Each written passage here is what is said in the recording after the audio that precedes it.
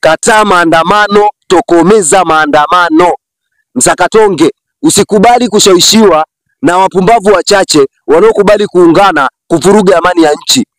Polisi wameshakataa maandamano, kibali kimeshakataliwa. Sasa usije ukajikanyaga tarehe 9 ukaenda kuandamana. Kumbuka wazazi wetu wanatutegemea. Yaani mkumbuke swala hilo swala. Wewe unatoka mkoani umekuja Dar es Salaam kuja kutafuta maisha. Wewe unatoka mkoani umekuja mjini kutafuta maisha. Usikubali kuja kuadaishwa na wapumbavu wachache kutokomeza amani ya nchi. Kataa maandamano, tokomeza maandamano.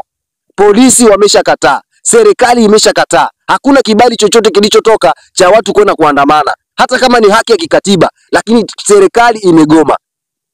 Kama mnahitaji maandamano ya haki, fuateni sheria, polisi wakubali na kibali mpewe kama vile walivyokuwa wanaandamana Chadema miaka ya nyuma iliyopita. Msije mkakubali mkadaika kwa watu wachache wakaja wakawadaisha muende mkaandamane. Kumbuka, ukienda kuandamana utakuwa unavunja sheria ya nchi. Ukikamatwa, ukipelekwa polisi, utaisumbua familia yako. Ukikamatwa, kumbuka, ukikamatwa, ukipelekwa polisi, unaenda kuisumbua familia yako. Maisha yetu yenyewe tunayajua ni magumu. Wazazi wanatutegemea. Kijana mwenzangu, naomba unielewe. Usije ukakubali ukadaishwa na mpumbavu mmoja akakwambia uende ukaandamane.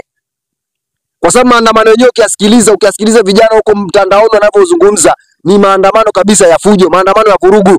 Usije ukakubali hata kidogo.